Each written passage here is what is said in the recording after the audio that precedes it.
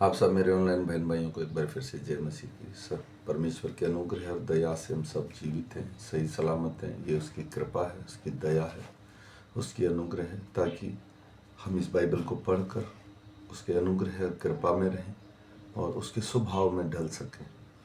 तो आइए, आज तारीख है 18/3/2025 और हम सुबह का वचन पढ़ेंगे। जो मेरा बहन भाई इसे ऑनलाइन सुने, एक दूसरे को शेयर कीजिए ताकि परमेश्वर का वचन हर हृदय में बोया जा सके इन अंत के समयों में।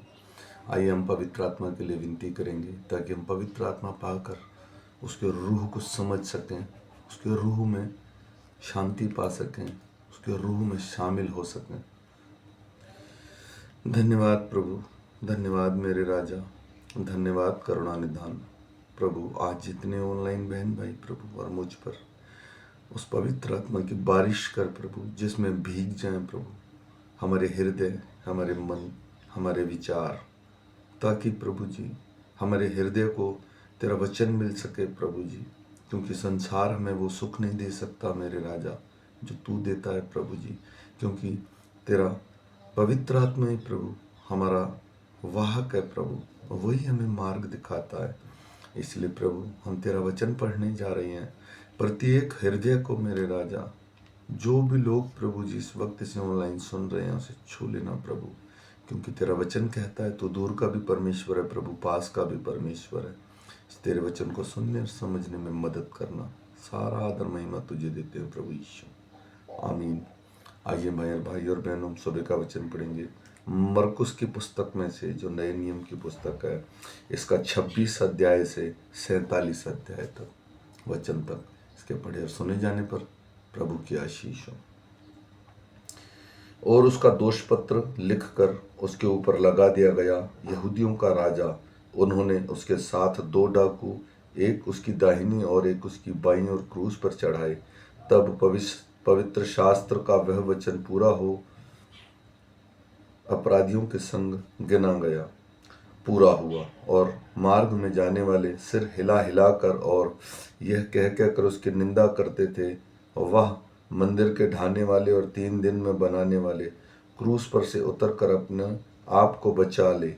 इसी रीति से प्रधान याजक भी शास्त्री समेत आपस में इकट्ठे से कहते थे, और इसने औरों को बचाया पर अपने आप को नहीं बचा सकता। इजराइलियों का राजा मसीह अब क्रूस पर से उतर आए कि हम देखकर विश्वास करें, और जो इसके साथ क्रूस पर चढ़ाए गए थे वे भी उसकी निंदा कर रहे थे। दोपहर होने पर सारे देश में अंधकार छा गया और तीसरे पहर तक रहा। तीसरे पहर यीशु ने बड़े शब्द से पुकार कर कहा, इलोई इलोई लामा शब्दकिनी, जिसका अर्थ यह है कि हे परमेश्वर, हे मेरे परमेश्वर, तूने मुझे क्यों छोड़ दिया। जो पास खड़े थे उसमें से कुछ ने यह सुनकर कि देखो यह एलिया को पुकारता है, और एक ने दौड़कर स्पंज को सिरके में डुबोया और उसे सरकंडे पर रख कर उसे चुसाया और कहा, ठहर जाओ, देखो एलिया उसे उतारने के लिए आता है कि नहीं।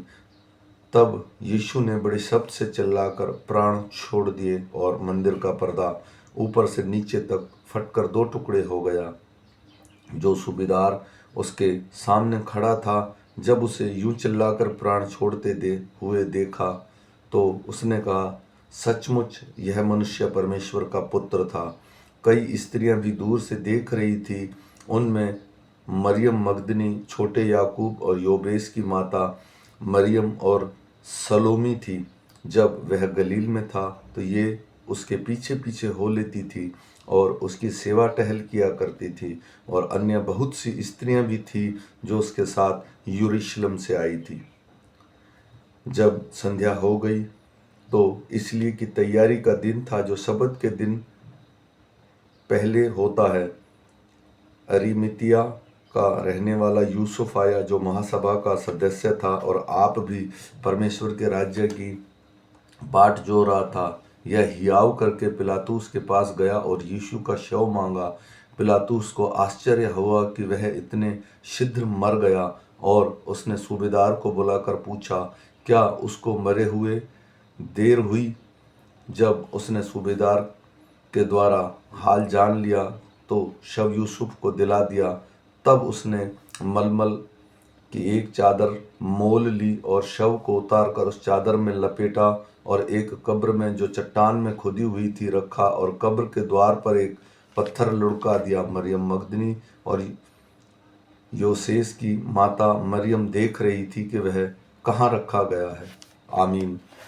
मेरे भाई और बहनों, आज का वचन हमें बताता है प्रभु यीशु ने किस तरह से प्राण त्यागे हमारे लिए, हमारे पापों के लिए, हमारे शापों के लिए, हमारे दुखों के लिए, न कि हमारे उन संसार के व्यर्थ कामों के लिए, बल्कि उद्धार पाने के लिए, ताकि हम परमेश्वर के इस जीवित वचन को समझ सकें, उसके बलिदान को जान सकें और उसके बलिदान में सहभागी हों, न कि संसार के व्यर्थ अभिलाषाओं में पड़कर, बेवजह की चीज़ों में पढ़कर अपने जीवन को व्यर्थ करें।